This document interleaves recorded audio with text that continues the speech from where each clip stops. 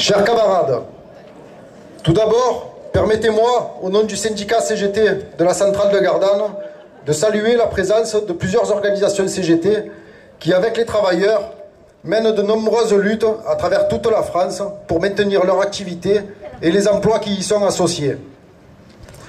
Depuis plus d'un an, un épisode sanitaire met en évidence les méfaits des politiques capitalistes en France, en Europe et dans le monde. Ce système politique prend pour cible permanente les travailleurs et les populations en s'attaquant au système de santé et de prévention, à l'éducation, au transport, à l'énergie et à tous les secteurs qui représentent le bien commun arraché par la lutte des travailleurs.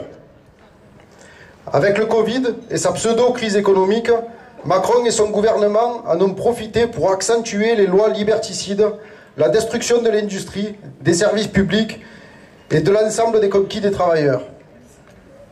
Je parle bien de pseudo-crise économique parce que malgré tout, ce que la population peut entendre dans les médias détenus par le capital, cela ne correspond pas du tout à la réalité. C'est pour cela que le syndicat CGT de la centrale de Gardanne apporte tout son soutien et sa solidarité à l'ensemble des travailleurs qui luttent pour le progrès social.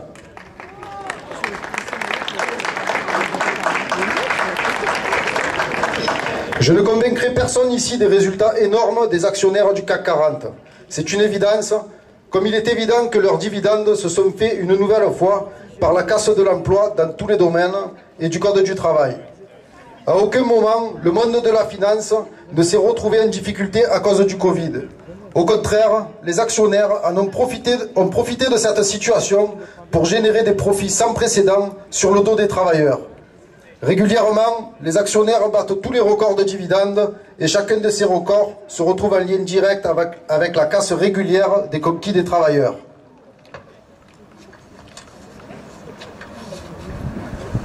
Nous ne pouvons pas non plus parler de crise sanitaire, mais plutôt de crise du système de santé avec la gestion d'une épidémie par le gouvernement. Si nous n'étions pas conscients que cette gestion macronienne était voulue et organisée, nous pourrions la taxer d'amateurisme. Le cumul des politiques d'austérité avec la réduction des moyens pour l'hôpital public, la suppression de postes dans tous les services et la privatisation de secteurs complets nous ont menés dans cette situation. Ils en portent l'entière responsabilité. En finalité, ce sont une nouvelle fois les intérêts financiers qui dictent la conduite de la politique du gouvernement au détriment de la santé de la population.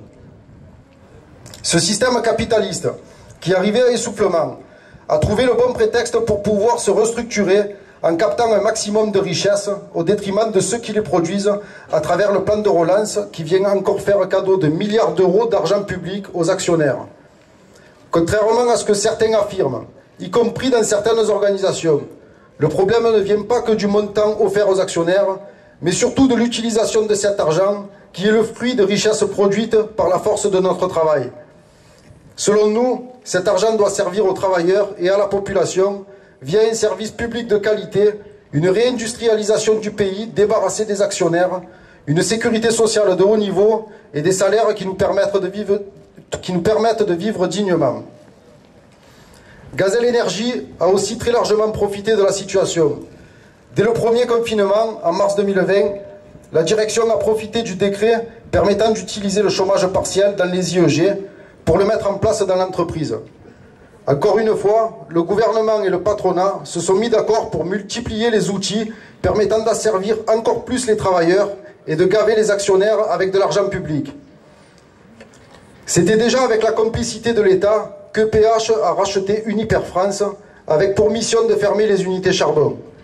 C'est aussi avec ce même accompagnement de l'État que Gazelle Énergie a mis en place le plan de licenciement massif le 23 septembre 2020 et reçoit dans le même temps un cadeau de 30 millions d'euros d'argent public. Vous pouvez huer tant que je tourne la page. Ce plan prévoit plus de 70% de suppression du personnel dans l'entreprise, dont une centaine de suppressions de postes sur 164 ici à Gardanne.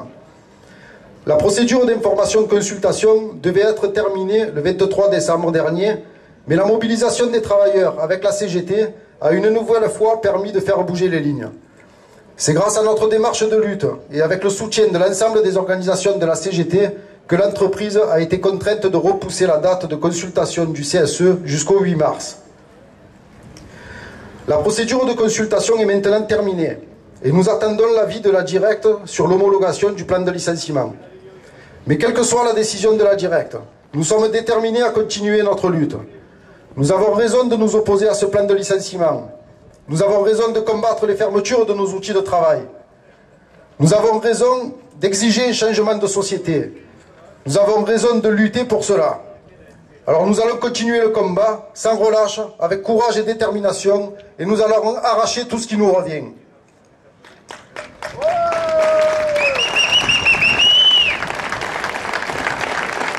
Cela fait plus de 2 ans que nous travaillons à l'élaboration d'un projet industriel. Comme d'habitude, c'est par la lutte que nous sommes allés chercher les financements nécessaires à nos études. Dès le début du processus, c'est par la grève que nous avons obtenu le financement de la première étude d'opportunité par l'ancien actionnaire, et c'est encore par la mobilisation que nous avons obtenu le financement de la deuxième étude par l'État après le désistement de l'entreprise. Toute notre démarche, en convergence avec les organisations de la CGT, soucieuses de l'avenir de l'industrie et des emplois qui y sont associés, repose sur une évidence. Le maintien et le développement des emplois ne peuvent passer que par le développement d'un projet industriel.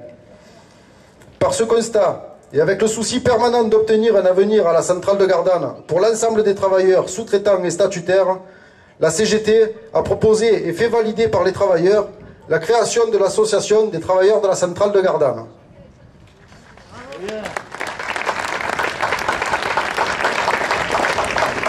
Cette association vient préfigurer à la création d'une société coopérative d'intérêt collectif. Cette démarche nous permet concrètement de porter les projets que nous avons définis et nous permettra de les réaliser avec ou sans Gazelle Énergie. La centrale de Gardanne appartient aux travailleurs. Et si l'État, avec la collaboration de Gazelle Énergie, souhaite à tout prix supprimer les emplois et casser notre rapport de force, nous pouvons réaffirmer que l'avenir des travailleurs se déroulera à la centrale de Gardanne. Oui, mes camarades, la centrale de Gardanne vivra.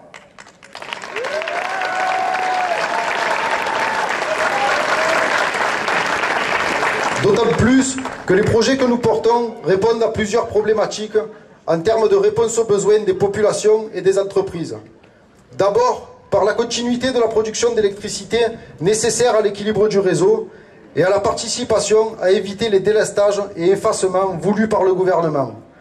Mais aussi par la diversification de la production d'énergie sur notre site, tout en apportant une solution durable quant au traitement des déchets, en prenant en compte l'ensemble des aspects sociaux et environnementaux.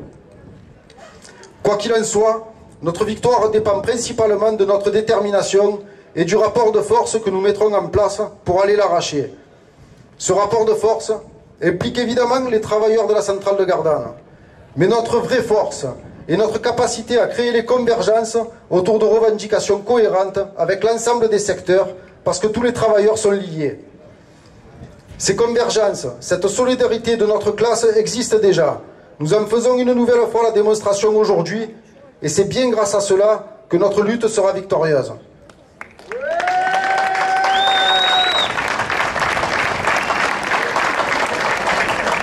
Nous avons besoin d'une CGT forte et fidèle à ses valeurs de classe, si nous voulons en finir avec la dictature capitaliste. C'est tout le sens de la démarche entreprise avec l'ensemble des organisations CGT présentes aujourd'hui. Les travailleurs ne sauraient tolérer la moindre compromission ou la moindre trahison de classe. C'est pourquoi nous réaffirmons en permanence que l'intérêt des travailleurs sera toujours prioritaire. Les projets d'avenir se construisent à partir de nos besoins et pour y répondre. Ils ne sauraient être remis en cause par ceux qui se couchent devant le capital. La responsabilité de toutes les organisations de la CGT est d'organiser la riposte globale à partir de nos intérêts communs à tous. C'est ce que nous faisons ici. Et à la centrale de Gardanne, nous ne sommes pas seuls. C'est bien avec l'ensemble des organisations de la CGT présentes aujourd'hui et d'autres encore que nous nous organisons et rassemblons nos forces afin que chacun des travailleurs puisse vivre dignement. Notre riposte doit être globale et notre victoire sera totale, mes camarades. Ceux qui vivent sont ceux qui luttent.